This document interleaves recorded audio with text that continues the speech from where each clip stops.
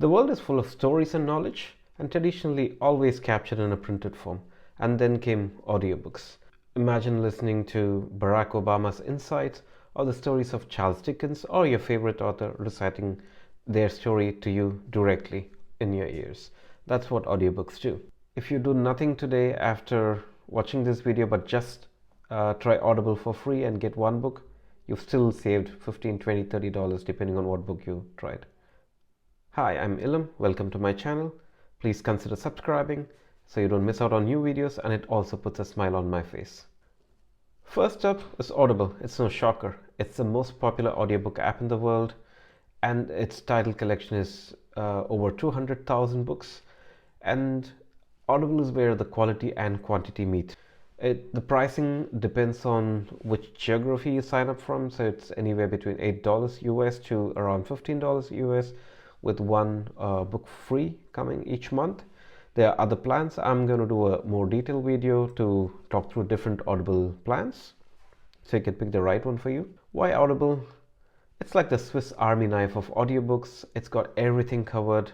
It's got a great app ecosystem, so you could listen to a book on your toilet, go to your car, go to your laptop, and it's seamless. It knows exactly where you left, and the app is very intuitive. It's rated very highly on Google and Apple ecosystems. Audible also offers a lot of free audiobooks, so if you just want some of the classics which are free on Audible, you could do that without being a paying subscriber. So now, curious about Audible? Audible also offers a 30-day free trial, so if you haven't tried Audible before, you could try it for free. You get one book credit, which basically allows you to exchange it for a title of your choice from its library, and you could keep it forever. If you do nothing today after watching this video but just try Audible for free and get one book, you've still saved $15, $20, $30 depending on what book you tried. Is Audible the only player in the market? No, there are other apps like audiobooks.com, Scribd, Libro, Google Books, etc. And I'm going to talk through each of them briefly. I do it briefly because in my personal opinion, they don't compare to what Audible offers as a value proposition. Audiobooks is closer to Audible. I say closer, it's not the same. It's got slightly reduced number of titles. It's got about 150,000 odd titles. The pricing is similar.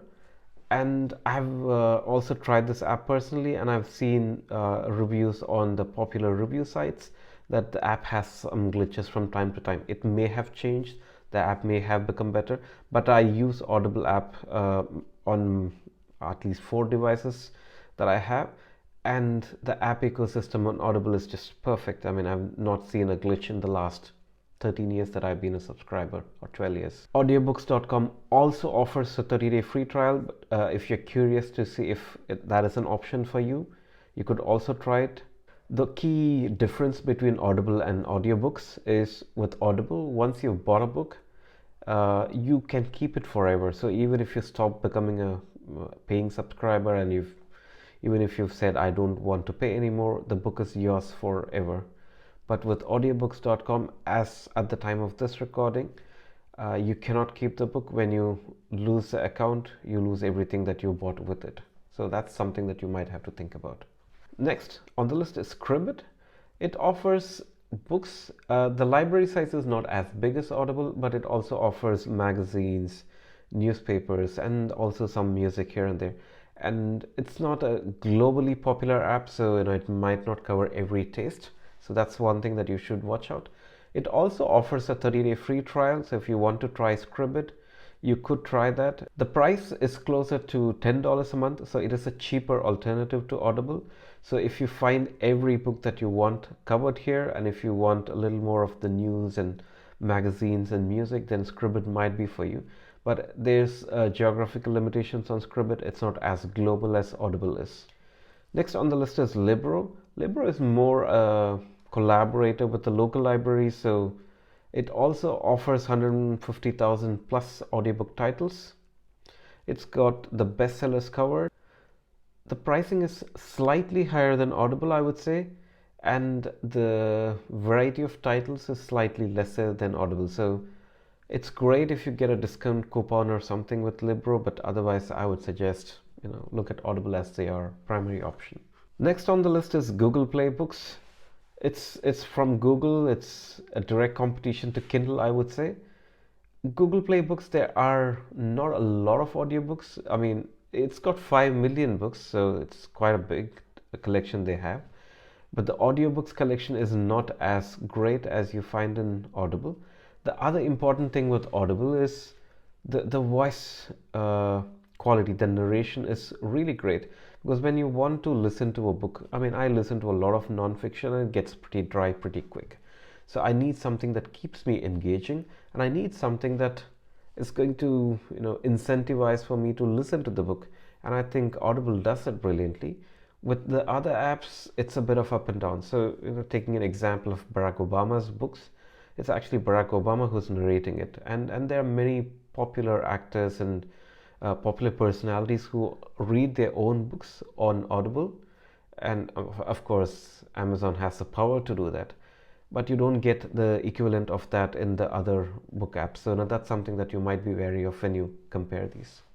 So how do you choose the right audiobook app for you? Number one is always cost. How much money are you investing on it every month?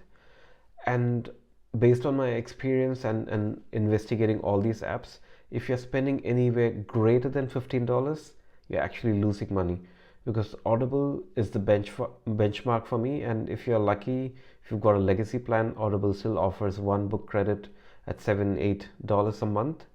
The newer plans, if you are signing up for the first time, it's somewhere between $14 to $15 depending on the geography. But $15 a month is pretty cheap, because when you look at some of these titles, they're pretty expensive. The actual the paperback is sometimes $25, $30, whereas the audiobook version is still costing you a flat fee. And signing up with Audible, it also gives you access to the Plus catalog, which includes a lot of podcasts, meditation and sleep programs. So if you have an app like Calm, and if you're a paying subscriber, then you don't need to. So you can stick with Audible, and it's kind of covering both your audiobook needs and also your sleep meditation tracks. So cost is one. Anything above $15 is no for me. Size of the library. How many titles does this audiobook offer? For me, Audible is a clear winner. There's nothing even that comes close. Google Play Books come close, but they don't offer the same as Audible in terms of the app ecosystem, or in terms of the voice quality, or just in terms of the sheer number of books that have an audio version. User experience. Remember, learning is tough, and when you're an adult, it gets tougher for you. So you need an ecosystem that actually incentivizes your learning. So if the app ecosystem of your choice isn't great, it's likely that you will give up or you will hate it. So I like Audible because, I mean, it's just the most seamless app ever. A big question is availability. I have to be conscious that these apps aren't always available in every single market. Audible is probably the most widely available option along with Google Play, but the others have their restrictions.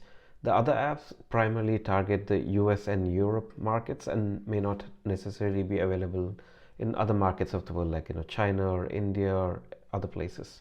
The last and a very important one, check if they offer a free trial. Any app that you think is worth spending your money on, you should try it first. And here I think most apps give it, but if you're going to try one app, I would suggest try Audible. I've got a link in the description below. It's an affiliate link. I might make a small commission without any extra cost to you. I mean, even if you didn't get it from here, just try it anyway. I mean, Audible is great. Use this link or not, I don't care. Try Audible. It's great. Now remember the game-changing app I hinted at earlier? Let's get into it now. Meet Blinkist. It's not your regular audiobook app. It's not an app that gives you an entire book in audio format. It delivers book summaries, primarily non-fiction books. Imagine there are millions and millions of books out there, and maybe there's like 5 titles, even from the same author, that you want to read. But remember, I mean, there's a million books out there.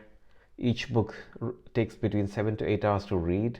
I mean, how many books are you going to read? I mean, you're kidding yourself, right? I mean, the maximum you could do for yourself is maybe read 1 to two books, or maybe if you're aggressive like me when I was in my younger days, maybe 3 or 4 books a month. But that's all you're going to get out of books, and that's where an app like Blinkist is game changing. Blinkist takes the core ideas from the nonfiction books, distills that into a 15 to 20 minute summary, and then that is enough for you to get the main insights from the book. And it's also enough for you to decide if you want to invest on the full book. And there are some books that I would recommend reading the full book even if you listen to the summary.